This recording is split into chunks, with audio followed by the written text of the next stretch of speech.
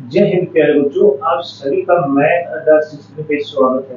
बच्चों, आज हम कक्षा 9 की प्रश्नावली 5 के बारे में अध्ययन करेंगे। तो प्रश्नावली का नाम है बच्चों न्यूक्लिड की ज्यामिति का परिचय। क्या है? न्यूक्लिड की ज्यामिति का परिचय। तो बच्चों, हमने इसे पिछले वीडियो में क्या किया था? 4 की प्रश्नावली पढ़ी थी। तो मैं आशा करता हूँ कि आपको अच्छे से समझ में आई होगी। साथ में आपको क्या करना है, वो क्लास को अपने दोस्तों तक भी शेयर करना है ताकि वो भी इस क्लास का आनंद उठा पाए। तो चलिए बच्चों, हम अब प्रश्नावली पढ़ रहे हैं 5.5 की प्रश्नावली। 5.1 की है, इसमें 5.2 नहीं है क्योंकि वो हमारे सिलेबस से हट गई है। अब वही क्वेश्चन हम पढ़ेंगे जो हमारे सिलेबस में या हमारे लिए क्या है, महत्वपूर्ण है। बाकी क्वेश्चनों को हम नहीं देखेंगे। तो ये क्वेश्चन ऐसे इस प्रश्नावली में जो हमें आवश्यकता ही नहीं है क्वेश्चनों की। देखिए क्या है क्वेश्चन नंबर 1। निम्नलिखित कथनों में से कौन सा कथन सत्य है और कौन सा कथन असत्य है? आपको ये बताना कि जो आपको कथन दिए गए हैं 5, इनमें से कौन सा कथन तो सत्य है और कौन सा असत्य है, इसके बारे में बताना है। और अपने उत्तर के कारण भी दीजिए। कारण भी बताना है। हम कारण तो हम वैसे आपको मैं बताता रहूंगा, साथ साथ तो आप लिखते भी रहना है ना। कारण क्या है? कारण देखिए। तो सबसे पहले है बिंदु। पहले हम एक चीज जैसे एक बार मैं आपको थोड़ा बताता हूं। जैसे बिंदु क्या है, बिंदु क्या होता है? बिंदु बिंदु कहते किसे हैं, पहले तो ये समझिए आप। बिंदु उसे कहते हैं ऐसा चिन्ह जिसकी न तो लंबाई होती है, न चौड़ाई होती है और न ऊंचाई होती है। क्या कहलाता है? बिंदु कहलाता है। मैंने क्या बोला? वह चिन्ह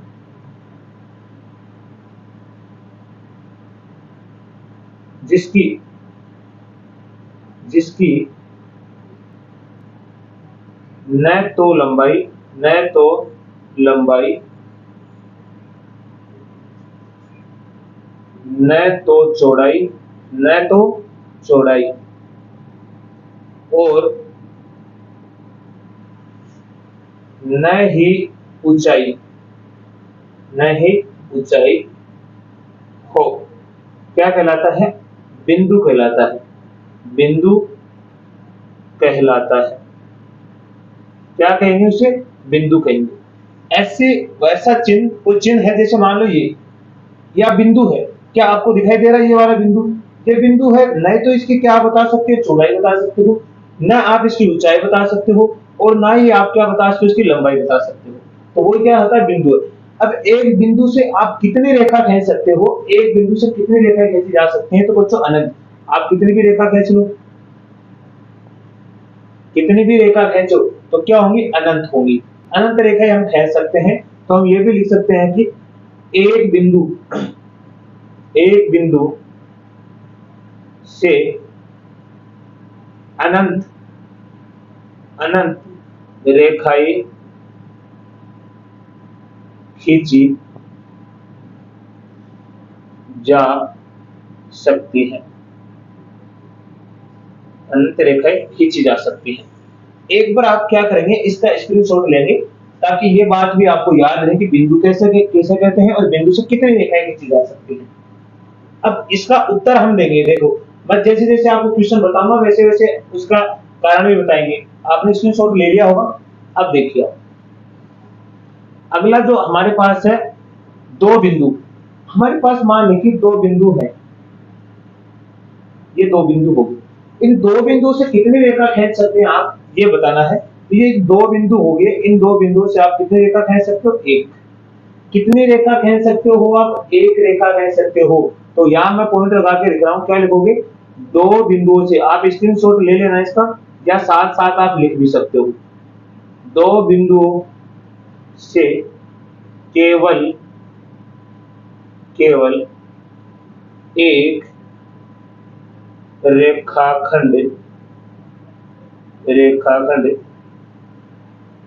खींचा जा सकता है।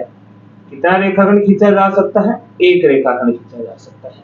वो समस्या है आपको? मैं आशा करता हूं ये आपको अच्छे से समझ में आया होगा। आप इसका भी स्क्रीनशॉट लेंगे। चलिए, अब देखिए, मैंने बोला कि एक शांत रेखा। क्या है? शांत रेखा। शांत रेखा का मतलब है कि ये फिक्स कर दिया आपने कि आगे कहीं नहीं है। जैसे मान लो ये एक रेखा है, शांत है। शांत कर दिया मैंने इसको, भाई फिक्स कर दिया कि ये दूरी फिक्स है, तो शांत हो गया।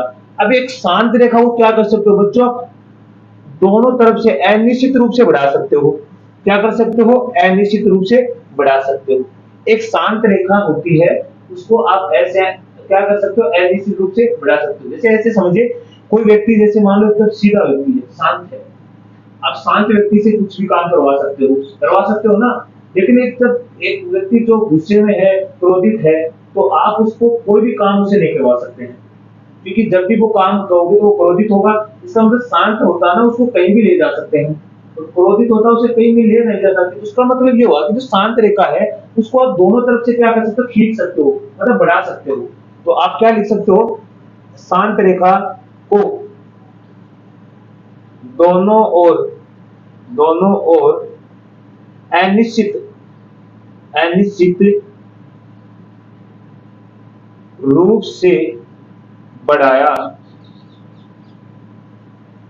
जा सकता है। अनिश्चित रूप से बढ़ाया जा सकता है। कोई समस्या आपको? इसका भी स्क्रीनशॉट ले लीजिए। मैं इन्हीं का कारण ही बता रहा हूं, फिर इन पे आएंगे, फिर साथ फिर बताऊंगा वापस। तो इसका भी स्क्रीनशॉट ले लीजिए आप। देखिए, ये कारण ही है इनके सभी के, है ना। अब दूसरी, जैसे मान लो आपके पास क्या है? दो वृत्त है, ये एक वृत्त हो गया और दूसरा वृत्त ये हो गया। इन दोनों वृत्तों की जो त्रिज्या है वो क्या है? 5 सेंटीमीटर है, और इस वृत्त की त्रिज्या क्या है? 5 सेंटीमीटर है। दोनों ही वृत्त क्या है? सॉरी, ऐसे मान लो मैं कि ये दोनों ही वृत्त क्या है? बराबर है। मान लेते हैं इसकी तो परिधि है ना, वो भी कितनी है? 22 सेंटीमीटर है। इसकी भी परिधि कितनी है? 22 सेंटीमीटर है। दोनों की परिधि क्या है? 22 सेंटीमीटर है। जब दोनों ही वृत्तों क्या है? समान है, तो याद रखना इन दोनों वृत्तों की जो त्रिज्या है वो भी क्या होगी? समान होगी। क्या होगी? समान होगी। जब दो वृत्त समान है, ऐसे से सोचिए, आपके पास दो सिक्के हैं एक एक रुपए के, वो दोनों ही समान है, तो उनका जो हर हिस्सा वो क्या होगा? समान होगा। जब 1 रुपए के तो उनका सेम सिक्के हैं, तो उनका क्या होगी? हर एक जो जगह है वो क्या होगी? समान होगी। होगी कि नहीं होगी? इसका मतलब ये दोनों ही वृत्त हैं कि जो परिधि है, परिधि बोलते हैं बाहर का जो चक्कर आपको दिखाई दे रहा है, चक्कर सा घुमा, इसे बोलते हैं परिधि। ये परिधि दोनों की सेम है, इसका मतलब इनकी त्रिज्या भी क्या होगी? सेम होगी। परिधि जब सेम है, इसका मतलब इन दोनों को सेम ही तरह से खींचा गया होगा, तभी तो परिधि समान है। इसका मतलब ये हमारा उत्तर होगा। अब देखिए, अब आए हमारे प्रश्नों पे, एक एक करके हम उत्तर देंगे। देखिए क्या है पहला पॉइंट है। पहला पॉइंट का उत्तर क्या देते हैं? एक बिंदु से होकर केवल एक रेखा खींची जा सकती है। क्या ये बात सही है? अभी आपको मैंने बताया एक बिंदु से कितनी रेखा खींची जा सकती है? अनंत रेखा खींची जा सकती है। तो ये असत्य हो गया। क्या हो गया? असत्य। कारण मैंने अभी आपको बताया है, कारण बताया ना अभी। दूसरा देखिए, दूसरा क्या है? दो भिन्न बिंदुओं से होकर जाने वाली असंख्य रेखाएं हैं। दो बिंदु है आपके पास, उससे कितनी रेखाएं खींची जा सकती हैं? अभी मैंने बताया आपको कितनी रेखा खींची जा सकती है? एक। लेकिन ये तो फिर असंख्य मतलब बहुत सारी खींची जा सकती है, बिल्कुल गलत कह रहा है। ये भी क्या हो गया? असंख्य। तीसरा पॉइंट देखिए, तीसरा क्या कह रहा है? एक शांत रेखा को दोनों ओर अनिश्चित रूप से बढ़ाई जा सकती है। अभी बताया मैंने, एक शांत रेखा को आप दोनों तरफ से क्या कर सकते हो? खींच सकते हो, बढ़ा सकते हो। ये बात सत्य बोली है इसमें। क्या बोली है? सत्य है। आपके पास जो चौथा पॉइंट है वो देखिए क्या कहता है? यदि दो वृत्त बराबर हैं तो उनकी त्रिज्या भी क्या होगी? बराबर। अगर दोनों वृत्त समान है, परिधि उनकी समान ही है, तो इसका मतलब वो वृत्त की त्रिज्या भी क्या होगी? बराबर होगी। बात सही बोली इसमें। क्या बोली है? सत्य बोली है। तो कोई दिक्कत तो नहीं है ना आपको? एक बार स्क्रीनशॉट लीजिए, फिर से पांचवा जो हमारे पास है थोड़ा बड़ा है तो उसको समझेंगे। ले लीजिए एक बार स्क्रीनशॉट। चलिए देखिए, अब जो पांचवा है वो ध्यान से देखेंगे बच्चों। आप पांचवा क्या दे रखा है पॉइंट इसका? आपको बोला कि जो ए बी है वो बराबर है पी क्यू के।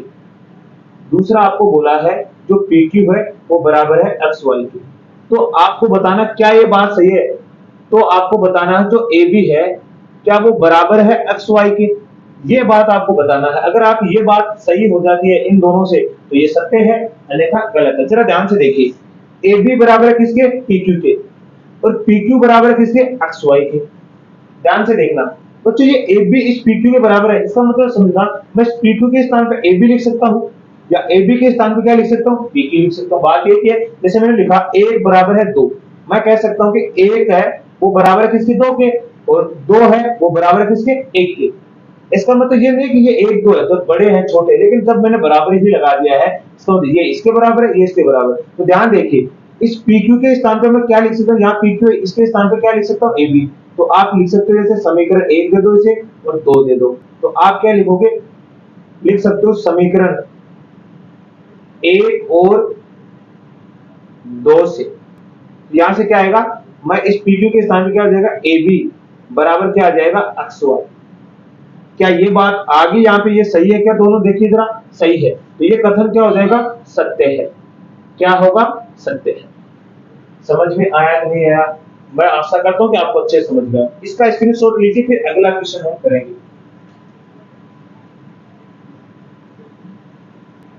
चलिए बच्चों, अगला क्वेश्चन देखिए आप। अगला क्वेश्चन है क्वेश्चन नंबर 2। क्या लिखा है, ध्यान से पढ़ेंगे।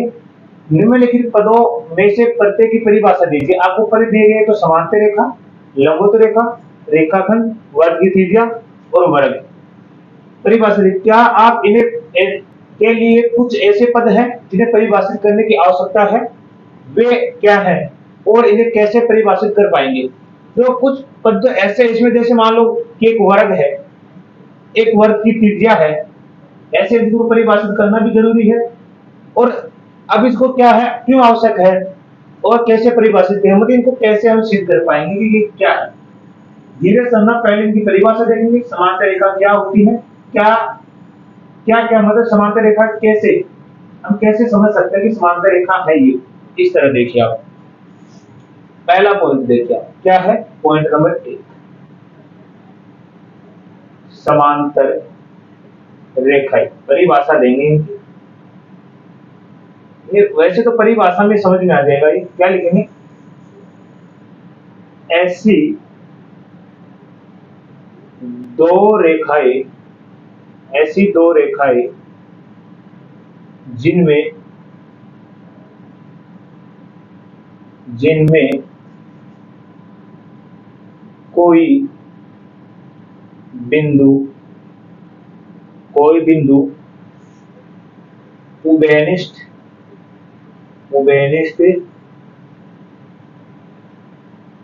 न हो। क्या हो, कोई भी बिंदु उभयनिष्ठ न हो, क्या कहलाता है, समांतर रेखाएं कहलाती है। क्या कहलाएगी, समांतर रेखा। जैसे समझिए कैसे, समांतर रेखाएं बोले तो एक तो ये रेखा होगी और एक ये होगी, ये समांतर रेखा।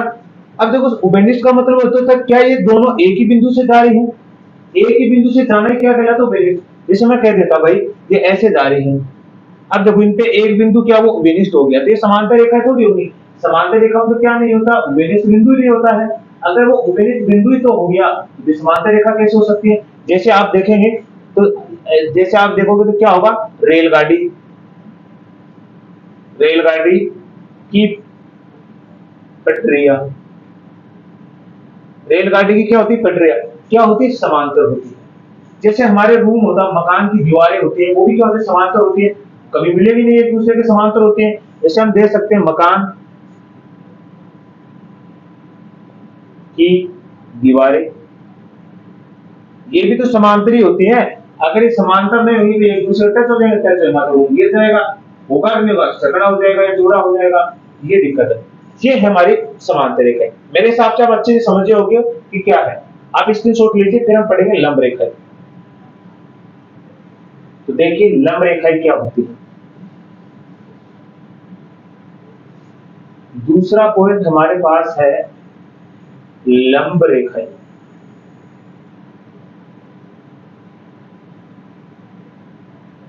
लंब रेखा क्या लिखेंगे, ऐसी दो रेखाएं, ऐसी दो रेखाएं जो एक दूसरे पर 90 डिग्री का कोण बनाती हो।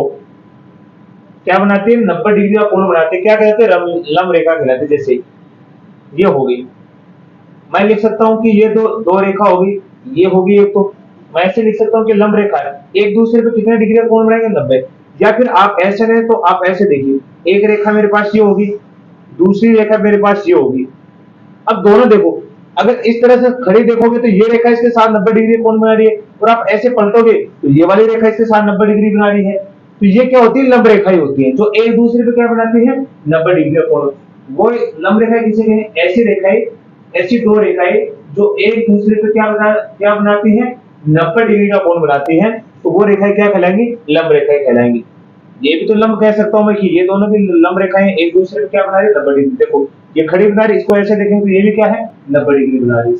तो समस्या आपको, ये आपका आंसर हो गया, इस पूरे आंसर का, पूरी परिभाषा का ये आंसर है कि आप कैसे समान समझा सकते हो।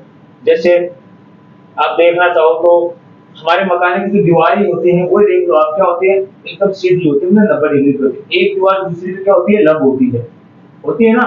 एक दीवार क्या होती है, दूसरे पे लंब होती है। तो आप लंब रेखा के बारे में समझ गए हैं, तो आप इसका भी स्क्रीनशॉट लेंगे। फिर अगला हम पढ़ेंगे रेखाखंड। देखिए तो रेखाखंड क्या है, तीसरा पॉइंट है हमारा रेखाखंड। क्या है, रेखाखंड। तो रेखाखंड क्या होता है बच्चों, ये देखिए आप ध्यान से कि रेखाखंड हम कैसे लिखते हैं। रेखाखंड तो आपको क्या लिखना है, दो बिंदुओं दो बिंदुओं के बीच दो बिंदुओं के बीच की निश्चित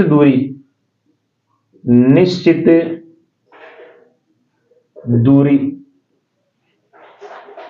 रेखाखंड कहलाती है, रेखाखंड कहलाती है।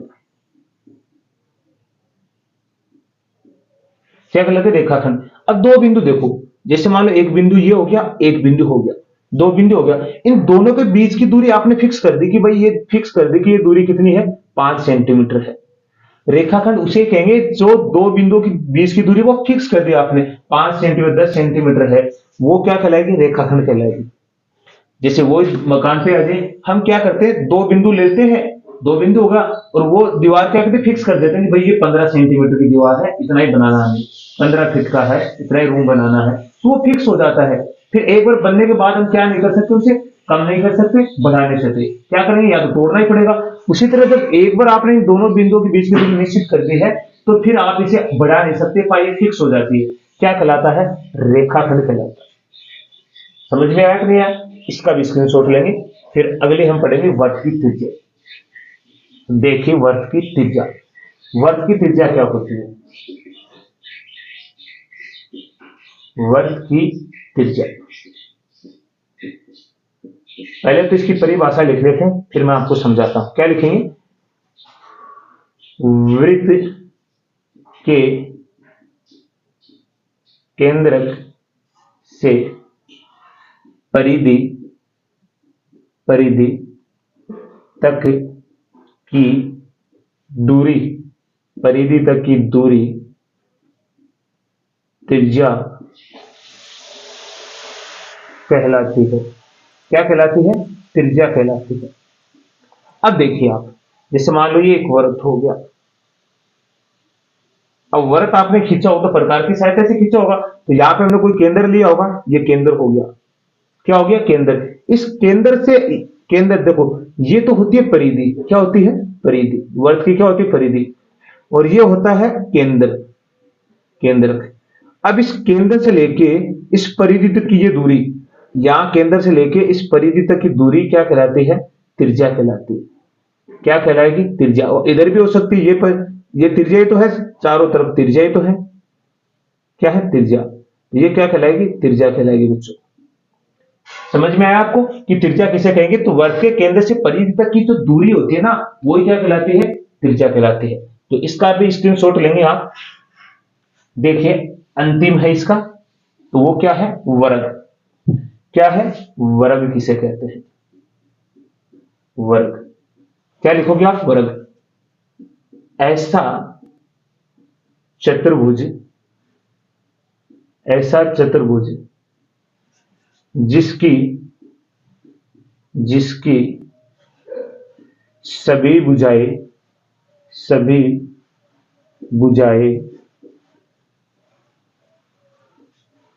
समान व प्रत्येक कोण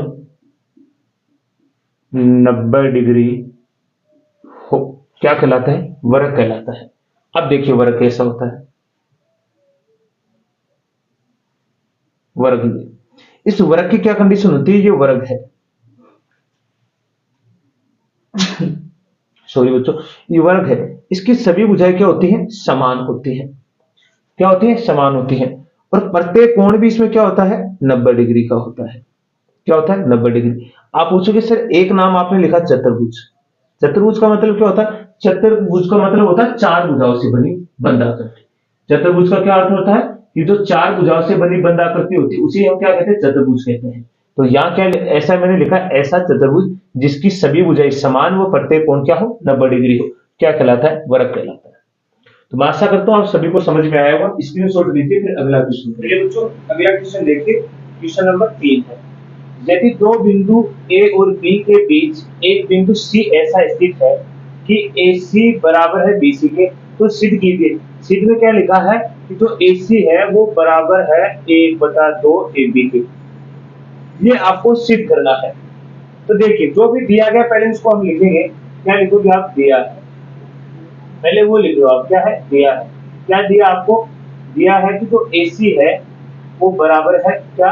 बी सी के। फिर आपको क्या कहा गया? सिद्ध करना है। तो सिद्ध क्या करना है वो लिखिए आप। सिद्ध करना है ए सी है वो बराबर है 1/2 ए बी। ये सिद्ध करना है।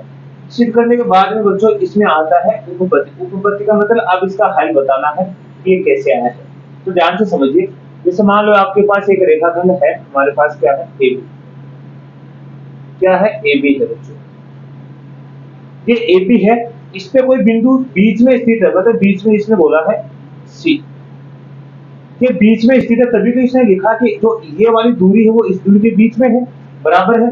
कि ये जो दूरी है वो इस दूरी के बराबर है। ये दूरी तभी बराबर हो सकती है जब ये ए सी ए बी का क्या हो? मध्य बिंदु हो। क्या हो? जब ये ए बी का मध्य बिंदु होगा ए सी, तभी आप लिख सकते हो कि ए सी बराबर है किसके? बी सी को। ये बात हमें दी गई, तो सिद्ध करके लेके आना है। तो सबसे पहले आप क्या लिखोगे? दिया से लिख लोगे कि ए सी बराबर है किसके? बी सी के। लिखना है दिया है। ये बात आपको किस में दी है? दिया में दी है। अब देखो आपको क्या लेके आना है? आपको लेके आना है ए बी। क्या लेके आना है? हमें ए बी पे फोकस करना सबसे ज्यादा। तो ए बी लाने के लिए जरा ध्यान से देखिए आप। ए बी, मेरे को ए बी लाना है। ये यहां से लेके यहां तक दूरी ए बी है, किस किस को मिलकर बनी है? तो आप देखोगे ए सी प्लस बी सी किसको मिलकर बनी है? अगर मैं इस ए सी प्लस बी सी इन दोनों को जोड़ता हूं, ये वाली दूरी और ये वाली दूरी जोड़ता हूं, तो मेरे पास क्या आता है? ए बी आता है। तो जरा आप ध्यान से देखेंगे, सर यहां बी सी तो है लेकिन कौन नहीं है? ए सी नहीं है। तो आप क्या करोगे? दोनों पक्षों में क्या जोड़ दोगे? आप ए सी जोड़ दोगे। तो आप क्या लिखोगे?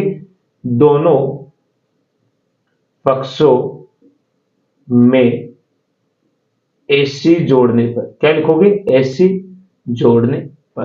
तो जोड़िए, इधर भी क्या जोड़ोगे? अब ए सी प्लस ए सी, इधर हो जाएगा ए सी प्लस बी सी। क्योंकि बी सी के साथ अब दोनों पक्षों में इधर भी ए सी जोड़ोगे, इधर भी ए सी। इधर दो ए सी कैसे हुआ? क्योंकि यहाँ पहले से क्या है? एक ए सी है। ये दोनों मिलकर क्या हो गए? दो ए सी। और इधर देखो ए सी प्लस बी सी। ए सी प्लस बी सी क्या होता है? ए बी होता है। चूंकि लगा के आप लिख सकते हो, यहाँ पे मैं लिख दूं, कोष्टक में लिख सकते हो। चूंकि आप जानते हो जो ए बी है वो किसको मिलकर बनी है? ए सी।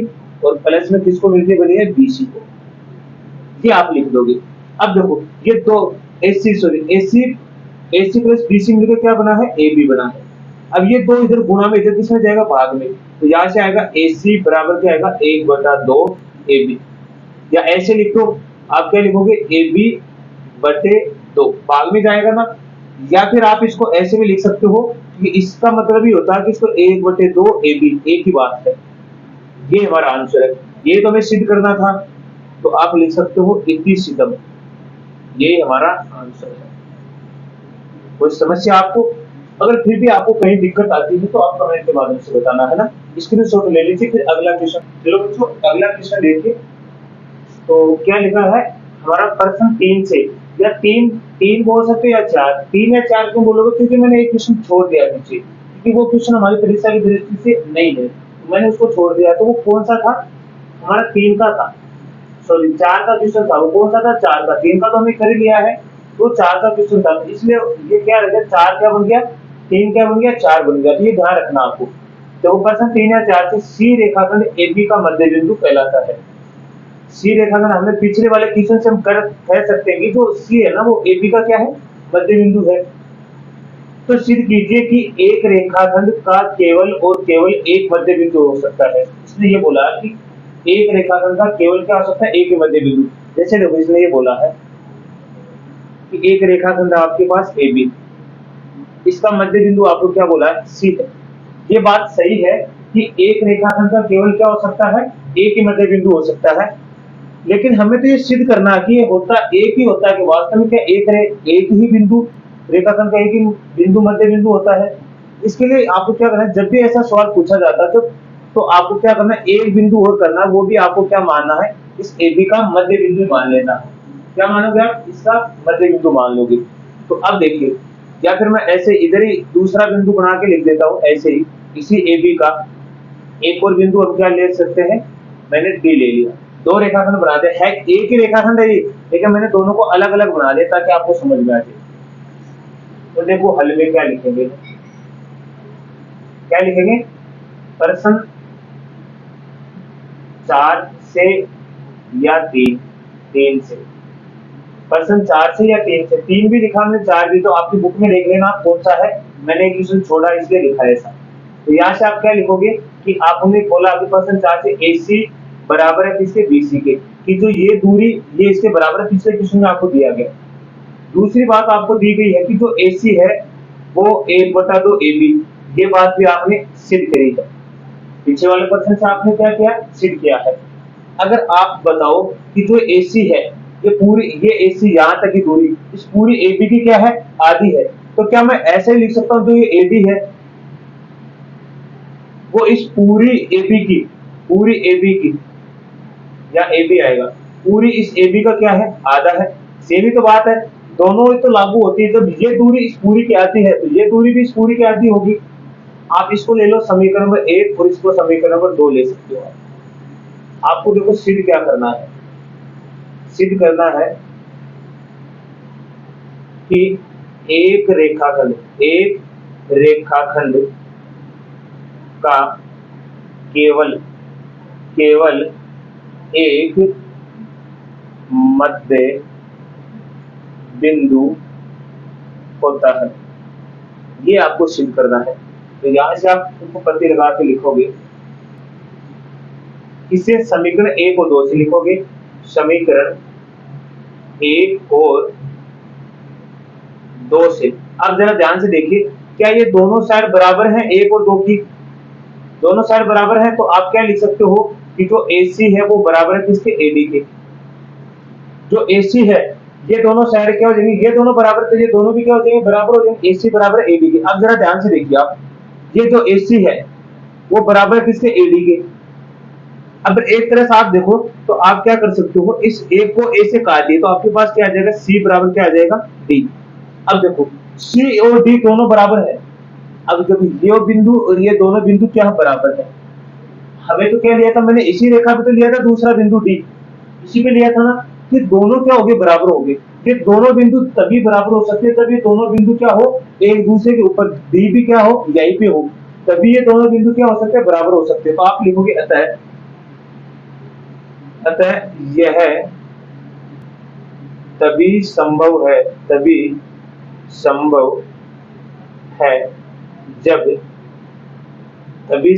है जब यह दोनों बिंदु क्या हो, संपाती। संपाती का मतलब होता है एक दूसरे के ऊपर क्या हो, संपाती हो। अतः आप लिख सकते हो, अतः आप लिखोगे, अतः क्या लिख सकते हो, एक रेखाखंड का केवल एक मध्य बिंदु होता है। यही आपका आंसर है। तो आप स्क्रीनशॉट ले लीजिए, फिर अगला क्वेश्चन करेंगे।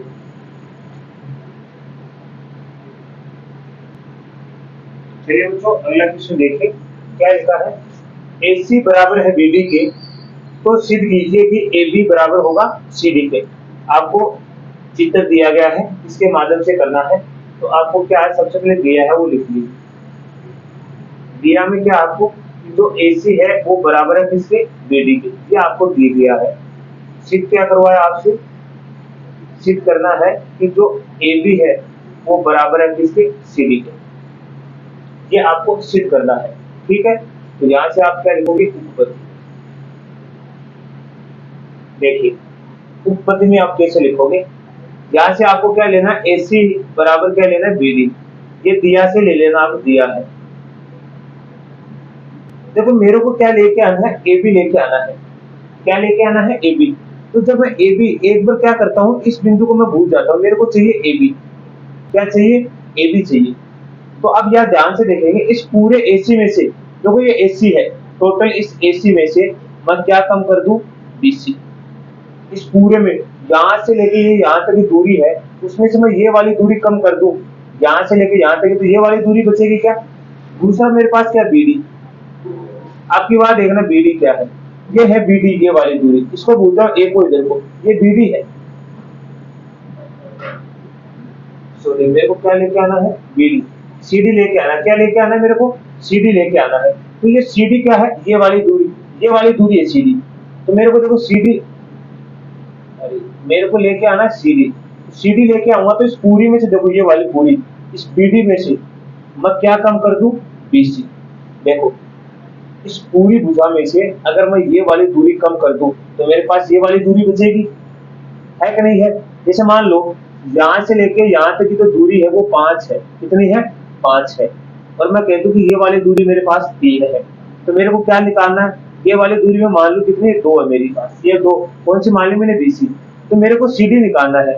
CD में कैसे निकालूंगा, इस पूरी BD में से क्या करूंगा, BD में से, ये BD है पूरी, यहां से यहां तक ये 5 है, इसमें से मैं क्या कम कर दूंगा, 2। तो मेरे पास ये पता चल जाएगा कितनी आएगी, 3 आएगी ना। ऐसे ही आपको देखना है। अब देखिए आप यहां से आप क्या लिख सकते हो, अब देखिए जरा, AB लेके आना है, इसका मतलब मैं AC में से क्या कम करूं, BC। मेरे को CD लेके आना है, इसका मतलब इस BD में से मैं क्या कम करूं, BC। तो आप क्या लिखोगे, दोनों पक्षों में BC घटाने पे, क्या लिखोगे, घटाने पर। तो यहां से क्या आएगा, AC माइनस BC, और इधर क्या लिखोगे, BD माइनस BC। चूंकि आप इधर लिख सकते हो, चूंकि AB बराबर है AC माइनस BC। दूसरा आप लिख सकते हो CD बराबर है BD माइनस BC, लिख सकते हो। अब इस पूरे के स्थान पे आप क्या लिख सकते हो, AB। ये तो आ गया AB। इस पूरे के स्थान पे आप क्या लिख सकते हो, CD। ये आ गया CD।